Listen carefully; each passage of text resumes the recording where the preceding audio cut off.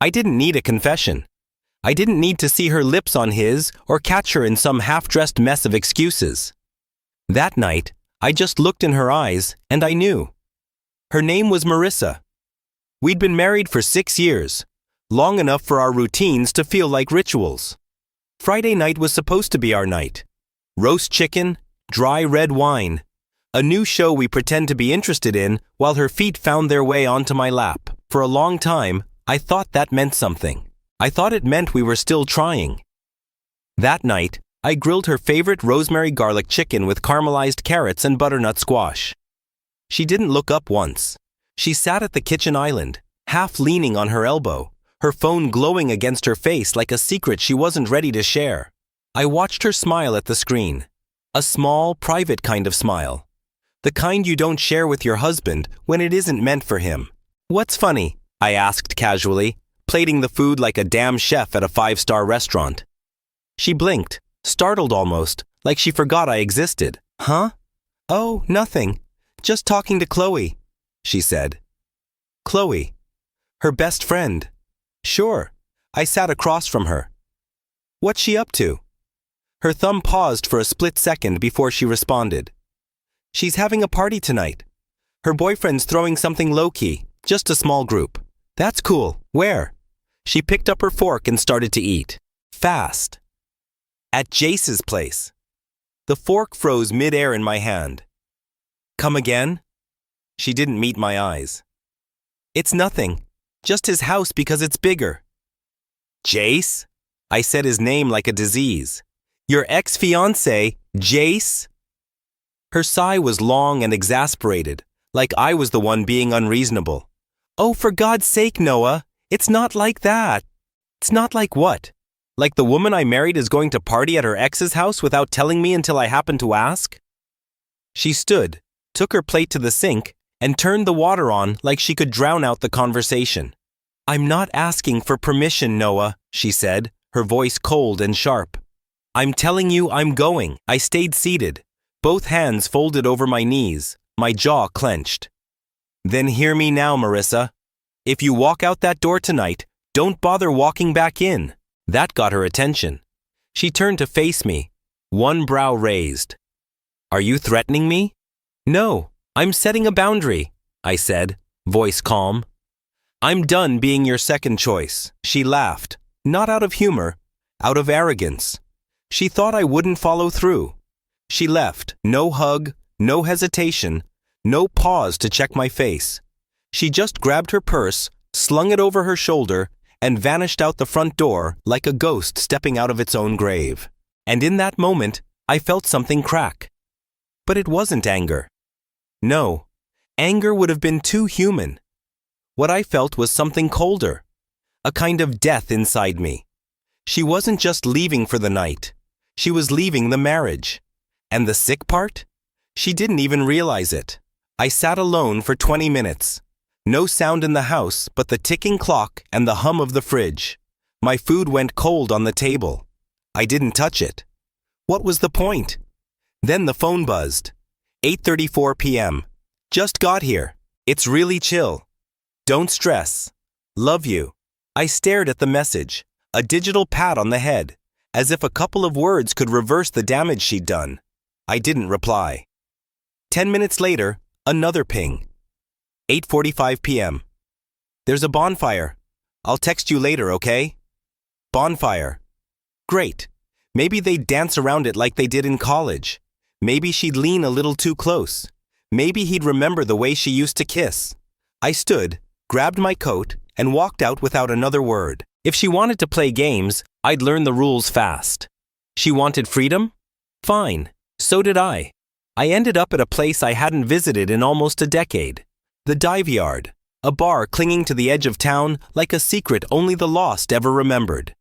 Inside, the air smelled like spilled beer and stale perfume. The jukebox crackled out an old song about heartbreak and revenge. I ordered bourbon. Neat. That's when I saw Elena. She wasn't dressed like she wanted attention. She didn't throw herself at me. She was just there, sitting at the end of the bar, sipping something dark and strong. She looked tired, but not broken. Our eyes met, and for the first time in a long time, I remembered what it felt like to be noticed. She nodded toward my drink. Rough night? I chuckled. You could say that, she smiled. Want to talk about it? No, I said, but I wouldn't mind forgetting it. That was the first real moment of the rest of my life. We talked, we laughed. Nothing inappropriate. Not yet. But I felt it in my gut. The shift. The pull of something new. Meanwhile, Marissa kept texting. 10:21 p.m. Hope you're okay. It's not what you think. 12:14 a.m. Miss you. 2:03 a.m. Where are you? I ignored them all. By the time I got home, 4:47 a.m., the sun was bleeding through the blinds. The house was dark, quiet. I didn't go to our room. I went to the guest room, shut the door, slept like a man finally done pretending. When I woke up, the house smelled like coffee and regret. The regret wasn't mine. The floor creaked as she moved through the kitchen, probably trying to make breakfast like nothing had happened, like she hadn't made a choice that split our marriage in half just hours ago. I lay in the guest room, staring at the ceiling, listening to the clinks and clatter of her attempting to pretend. I didn't move. Eventually, she cracked. Noah? Her voice hovered outside the door, unsure of itself. That alone told me everything. The same woman who once used to throw herself across the bed laughing now sounded like she was afraid to open a door. I didn't respond. She waited, then knocked lightly. I made coffee. I stared at the ceiling. The fan above spun in slow, lazy circles. Useless, like her words. I'll leave it on the counter, she added quietly. Then her footsteps retreated like a storm that came too late to matter. When I finally stepped into the kitchen, she was sitting on a stool with a mug cradled in both hands. Her face was pale, drawn, hungover. Good. I picked up the coffee she left me, took a slow sip, then set it down without a word. She watched me. Noah, she said, her voice tentative. Can we talk? I pulled out a chair but didn't sit. About what? Her lips parted, but she hesitated. I shouldn't have gone. I get that. But it's not what you think. I looked her in the eye, not blinking. What exactly do I think, Marissa?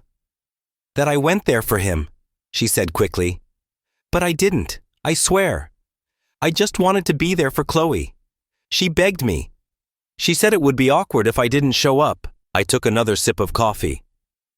Then why lie about it until the last minute? I asked. She looked down.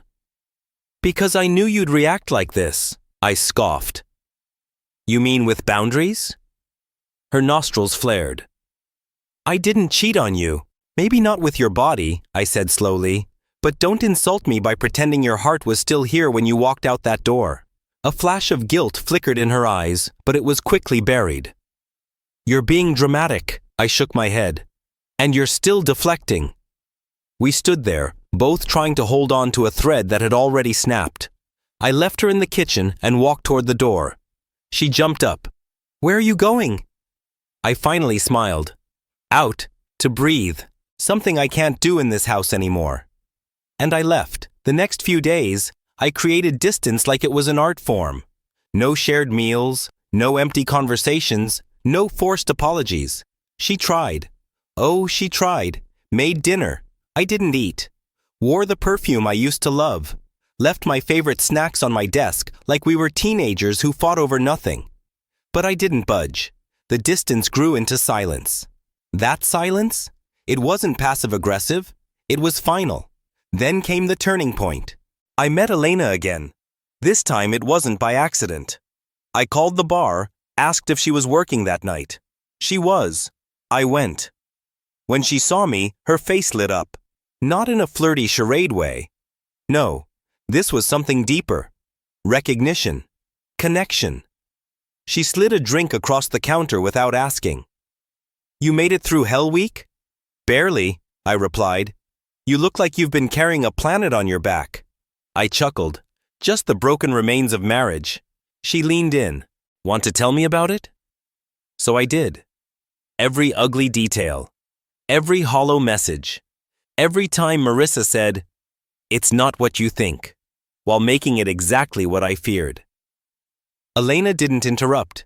She just listened. And then she said something that changed everything. You know what betrayal really is? It's not sex.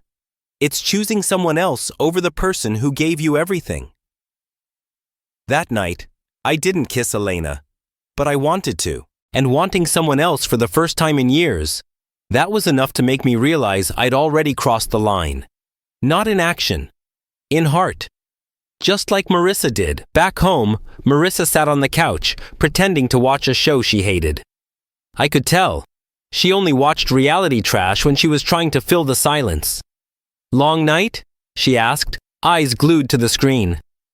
Not long enough, I replied. She turned the TV off. This is ridiculous. We're acting like strangers. I didn't correct her. We weren't acting. She stood and crossed the room, stopping in front of me. I know I hurt you. I know it looked bad, but you're being cruel. No, I said, calm and steady. Cruelty is what you did when you walked into your ex's house after I begged you not to. Her eyes welled up. I didn't sleep with him. I nodded. But you stayed. She had no answer. I turned and walked away again. The next morning, I made an appointment with a divorce lawyer. Not because I wanted to end it yet, but because I needed to know my options. While I was there, I learned something surprising. The house still entirely in my name, our accounts easily separable. My business legally protected by the prenup she never read. I walked out of that office with clarity. If she had taken one more step over the line, I'd burn the entire bridge behind her. Later that week, I got a text from Justin, one of Marissa's old college buddies who I hadn't heard from in a while. Justin, 6:23 p.m. No man, I feel weird telling you this, but I was at that party. You should know. Marissa and Jace were alone in the kitchen. They kissed. I saw it. The text kept going. She left late. Real late. Long after most people had gone home. My fingers trembled, not out of heartbreak, but out of a burning clarity. She had crossed the line, and now? Now was my turn. She was in the kitchen again, humming to herself, acting like things were normal. I stepped in, dropped my keys on the counter, louder than necessary. She turned, fake smiled. Hey, you're back early. I watched her silent, then asked, Did you have fun at the party? Her face stiffened for half a second. We've already talked about that, Noah. No, I said slowly. We didn't. You talked. I listened. She set the knife down. It was harmless. I already told you nothing happened. I nodded, calm, steady. Really? Because Justin said something different. Her color drained instantly. What? She whispered. Yeah, he was there. Saw you with Jace, alone in the kitchen. Marissa's mouth opened, then closed again. A storm built in her eyes, but she didn't speak. He saw you kiss him, I added, voice sharper. She gasped. It wasn't like that. You stayed after everyone left, Marissa. She looked like she'd been punched. Noah, I was drunk. It was one stupid moment. And you didn't think that mattered? I barked. You kissed your ex, lied to my face, and pretended I was overreacting. I didn't plan it, she said, trembling. I didn't go there to cheat on you. But you did anyway, I cut her off. Silence swelled between us like a tidal wave. I walked past her and grabbed the folder from my bag. The one the lawyer gave me. I laid it flat on the kitchen counter. What is that? She asked, staring at it like it was toxic. Divorce papers? Marissa didn't touch the folder. She stared at it like it had claws. Her voice cracked. Noah, you can't be serious. I folded my arms. I warned you the moment you left for that party this marriage ended. Your kiss just confirmed it. Tears brimmed in her eyes. It meant nothing. Please, it was a mistake. You made a choice, I said firmly, and now I'm making mine. She stepped closer, reaching for my arm. I pulled back. No, I said, quieter now. Don't pretend this is something we can fix with tears. Her hands trembled. I love you. I let out a bitter laugh. No, Marissa. You love the safety, the comfort. But the second you wanted excitement, you ran straight back to the man who left you broken. Her face crumpled. I'll sign them, she said, almost in a whisper. But not because I stopped loving you. I nodded slowly. Doesn't matter. You already stopped respecting me. That night, she slept on the couch. I didn't check on her, didn't offer a blanket, didn't care. In the silence of a guest room, I felt it. The peace of a man who finally stopped waiting for someone to change. 3 days passed. She didn't sign the papers, but she didn't fight them either. We lived like strangers passing in a hallway. Quiet. Cold. Careful not to touch. Then, on a Thursday morning, I came home from a run and saw a suitcase by the door. She stood next to it, pale and stiff. I'm going to Chloe's for a few days, she said softly. I didn't answer. I need space, she added. I met her eyes. You've had all the space in the world. Now you'll have the rest. She flinched. As she rolled the suitcase out, she paused at the door. Noah, she said, barely above a whisper. I wish I could take it back. I looked at her, cold and unmoved. So do I. But you can't. And with that, she left. By that weekend, I changed the locks. A week later, the papers were signed. No fighting. No drama. Just a quiet drop-off at my lawyer's office. Clean. Emotionless. Like the final flick of a knife. I should have felt something. Anger. Relief. Sadness. But all I felt was done. Word started spreading fast. People noticed she was gone. They started asking questions. Family. Friends. Even some of her co-workers. I didn't explain much, just said, we grew apart. Let her explain her shame. Let her tell them why she kissed her ex behind closed doors. Let her carry it. That same week, I saw Elena again. This time it wasn't small talk. She touched my arm gently and said, You look lighter. I smiled. Feels like I dropped 1,000 pounds. She smiled back. So what now? I leaned in, just enough. Now I stop surviving and start living. Marissa reached out again 2 weeks later. One text. Marissa, I miss you. I made a huge mistake. Please, Noah, can we talk? I didn't reply. She sent another the next day. Marissa, I was confused. Jace meant nothing. I was lonely and stupid. Please just let me explain. One chance. That's all I'm asking. I stared at the screen, then set my phone down and called Elena instead. She picked up with a smile in her voice. You always call right when I'm thinking of you. That night we had dinner, and for the first time in a long time, I laughed. Genuinely. No wait, no second thoughts. Elena wasn't a rebound. She wasn't revenge. She was real. And I was finally free to choose her without guilt. 2 months passed. Marissa came to the house once, unannounced. I opened the door, and there she was, dressed too nicely, eyes watery. I heard about Elena, she said. I raised an eyebrow. You spying on me now? She shook her head. People talk. I didn't invite her in. She stood on the porch, trembling. You replaced me like I was nothing. No, I said quietly. You replaced yourself the night you kissed Jace. Her lips quivered. I thought you'd fight for us. I did, I said, until I realized I was the only one in the ring. She looked down. I was scared. I thought I needed something more. And did he give it to you?